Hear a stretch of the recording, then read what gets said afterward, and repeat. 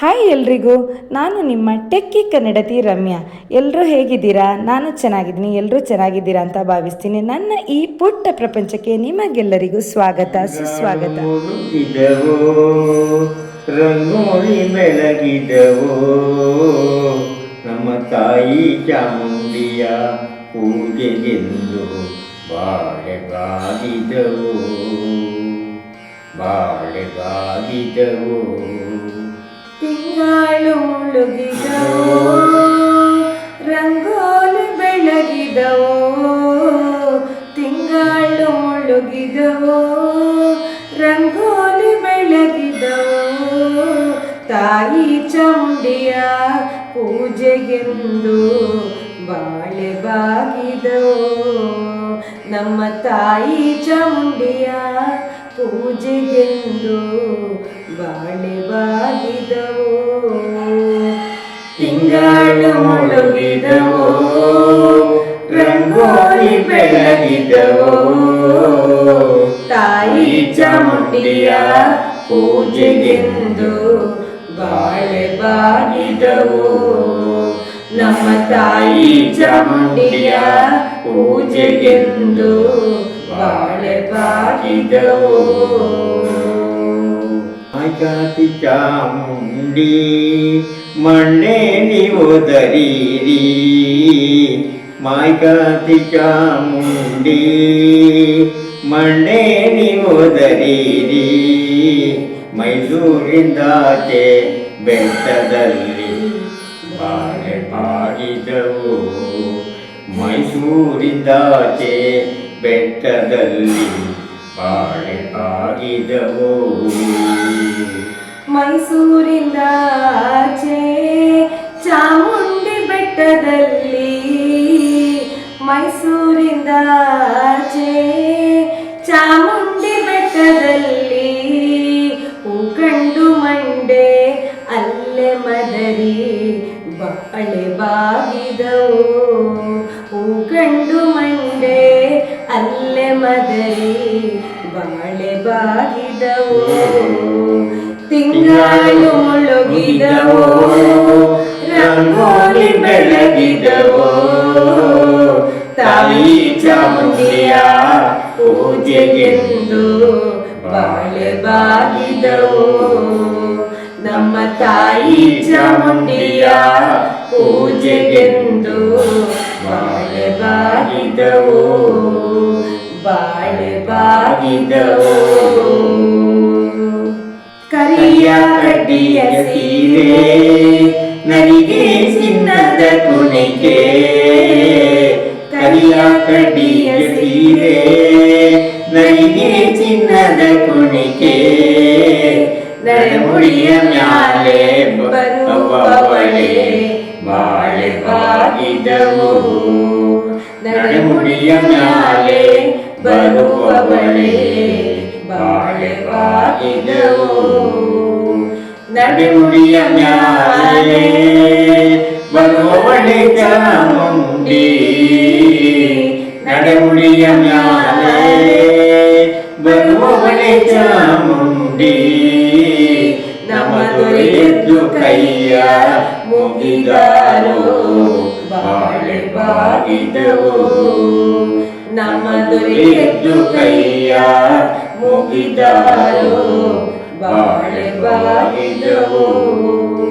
ತಿಂಗಳು ಮುಳುಗಿದವೋ ರಂಗೋಲಿ ಬೆಳಗಿದವೋ, ತಾಯಿ ಚಾಮುಂಡಿಯ ಪೂಜೆಗೆಂದು ಬಾಳೆ ಬಾಗಿದವೋ, ನಮ್ಮ ತಾಯಿ ಚಾಮುಂಡಿಯ ಪೂಜೆಗೆಂದು ಬಾಳೆ ಬಾಗಿದವೋ.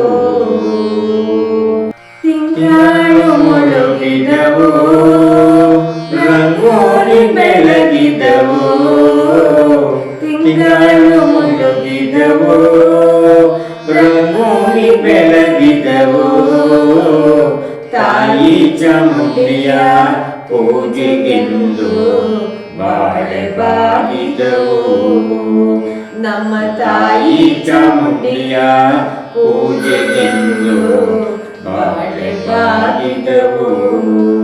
ನಮ್ಮ ತಾಯಿ ಚಾಮುಂಡಿಯ ಪೂಜೆಗೆಂದು ಬಾಳೆ ಬಾಗಿದವು, ಬಾಳೆ ಬಾಗಿದವು.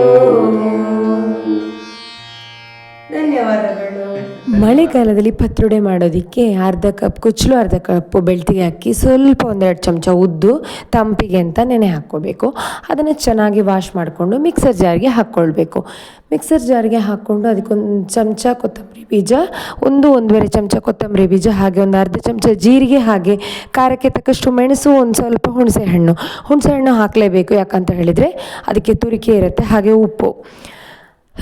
ಪತ್ರೊಡೆ ಸೊಪ್ಪಿಗೆ, ಕೆಸುವಿನ ಸೊಪ್ಪಿಗೆ ತುರಿಕೆ ಇರುತ್ತೆ, ಹಾಗಾಗಿ ಹುಣಸೆಹಣ್ಣು ಹಾಕಲೇಬೇಕಾಗತ್ತೆ.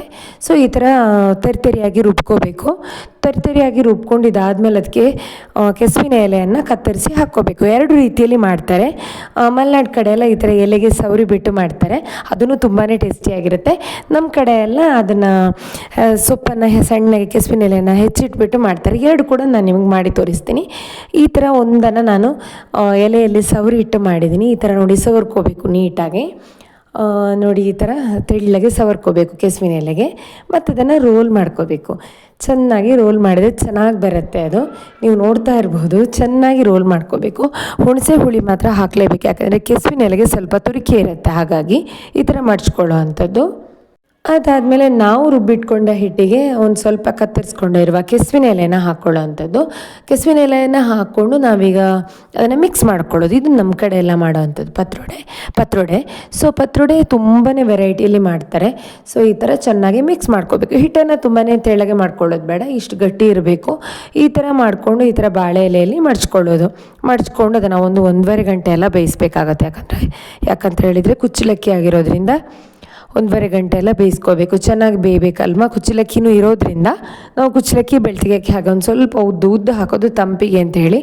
ಕೆಸುವಿನ ಎಲೆ ಸ್ವಲ್ಪ ಉಷ್ಣ ಆಗಿರೋದ್ರಿಂದ ಮಾಡೋ ಅಂಥದ್ದು. ಅದಾದಮೇಲೆ ಅದನ್ನು ಬೇಯಿಸಿ ಎಲ್ಲ ಆದಮೇಲೆ ಈಗ ನೋಡಿ ಪತ್ರೊಡೆ ಈ ಥರ ರೆಡಿ ಆಗಿದೆ. ಪತ್ರೊಡೆದ್ದು ಜೀರಿಗೆ ಬೆಂದಿ ಅಂತ ಮಾಡ್ತಾರೆ. ಈಗ ನೋಡಿ ನಾನು ಎಲೆಯಲ್ಲಿ ಇದು ಮಾಡಿರೋ ಅಂಥದ್ದನ್ನು ನಾನೀಗ ಕಟ್ ಮಾಡಿಕೊಂಡು ತವಾದಲ್ಲಿ ಫ್ರೈ ಮಾಡ್ಕೊಳ್ತಾ ಇದ್ದೀನಿ. ಈಗ ಎಣ್ಣೆ ಹಾಕ್ಕೋಬೇಕು. ಎಲೆಯಲ್ಲಿ ನನ್ನ ಎಲೆಗೇ ಸವರಿದ್ದೀನಲ್ಲ ಹಿಟ್ಟು, ಮಲೆನಾಡು ಕಡೆ ಮಾಡೋದು. ಇದನ್ನು ಒಂಥರ ಫ್ರೈ ಮಾಡ್ಕೊಳ್ಳೋ ಅಂಥದ್ದು. ಹೀಗೆ ನಾನು ನಿಮ್ಗೆ ಇಲ್ಲಿ ತೋರಿಸಿದ್ದೀನಿ ನೋಡಿ, ಈ ಥರ ಚೆನ್ನಾಗಿ ಫ್ರೈ ಮಾಡ್ಕೊಳ್ಳೋದು, ತಿನ್ನೋದು. ಇದು ಕೂಡ ತುಂಬಾ ರುಚಿಯಾಗಿರುತ್ತೆ. ಅದಾದಮೇಲೆ ಪತ್ರೊಡೆದು ಜೀರಿಗೆ ಬೆಂದಿ ಮಾಡೋಕ್ಕೆ ಮಿಕ್ಸರ್ ಜಾರಿಗೆ ತೆಂಗಿನ ತುರಿ, ಜೀರಿಗೆ, ಹಾಗೆ ಖಾರಕ್ಕೆ ಒಂದು ಸ್ವಲ್ಪ ಮೆಣಸು. ಆಲ್ರೆಡಿ ನಾವು ಮೆಣಸು ಹಾಕಿರ್ತೀವಿ, ಹಾಕಲೇಬೇಕು ಅಂತೇನಿಲ್ಲ. ಮತ್ತು ಪತ್ರೊಡೆನ ಈ ಥರ ಕ್ಯೂಬ್ಸ್ಗಳನ್ನಾಗಿ ಮಾಡಿಟ್ಕೋಬೇಕು. ಬೇಕಿದ್ದರೆ ಮಾತ್ರ ರುಬ್ಬುವಾಗ ಮೆಣಸು ಹಾಕ್ಕೊಳ್ಳೋ ಅಂಥದ್ದು, ಹಾಕಲೇಬೇಕು ಅಂತಿಲ್ಲ. ಆದರೆ ಈಗ ನಾವು ರುಬ್ಬಿಟ್ಕೊಂಡಿರೋ ಮಿಶ್ರಣನ ಬಣಲೆಗೆ ಹಾಕಿ ಅದಕ್ಕೊಂದು ಸ್ವಲ್ಪ ನೀರು, ಉಪ್ಪು, ಹಾಗೆ ಒಂದು ಸ್ವಲ್ಪ ಬೆಲ್ಲ ಹಾಕ್ಕೋಬೇಕು. ಯಾಕೆಂದರೆ ಜೀರಿಗೆ ಕರಿ ಮಾಡೋದಾದರೆ ಸ್ವಲ್ಪ ಸಿಹಿ ಇರುತ್ತೆ. ಅದು ನಾವು ತರಕಾರಿದ್ದು ಕೂಡ ಮಾಡ್ತೀವಿ, ಜೀರಿಗೆ ಬೆಂದಿ ಅಂತ ಹೇಳಿಬಿಟ್ಟು ನಮ್ಮ ಹವ್ಯಕದಲ್ಲಿ ಮಾಡ್ತೀವಿ. ಸೊ ಸ್ವಲ್ಪ ಸಿಹಿ ಇರುತ್ತೆ ಅದು ಜೀರಿಗೆ ಬೆಂದಿ, ಹಾಗಾಗಿ ಈ ಥರ ಸ್ವಲ್ಪ ಬೆಲ್ಲ ಹಾಕ್ಕೊಳ್ಳೋ ಅಂಥದ್ದು. ಸೊ ಏನಿಲ್ಲ, ತೆಂಗಿನ ತುರಿಗೆ ಒಂದು ಸ್ವಲ್ಪ ಜೀರಿಗೆ ಹಾಕಿ ರುಬ್ಕೊಳ್ಳೋದು. ತಂಪು, ತುಂಬಾ ತಂಪು. ಮತ್ತು ನಾವು ಕಟ್ ಮಾಡ್ಕೊಂಡಿರೋಂಥ ಪತ್ರೊಡೆಯನ್ನು ಹಾಕಿದರೆ ಜೀರಿಗೆ ಬೆಂದಿ ರೆಡಿ ಆಗುತ್ತೆ. ಅದು ಬಿಸಿನೇ ತಿನ್ನಬೇಕು. ಯಾಕಂದರೆ ನಾವು ಹಾಕಿರೋಂಥ ತೆಂಗಿನ ತುರಿ ಮಿಶ್ರಣ ಅದು ಡ್ರೈ ಆಗೋ ಮೊದಲೇ ಎಲ್ಲನೂ ಪತ್ರೊಡೆ ಅದು ಹೀರ್ಕೊಳ್ಳೋ ಮೊದಲೇ ತಿಂದರೆ ತುಂಬಾ ರುಚಿಯಾಗಿರುತ್ತೆ, ಸೂಪರ್ ಆಗಿರುತ್ತೆ. ನೀವು ಟ್ರೈ ಮಾಡಿ.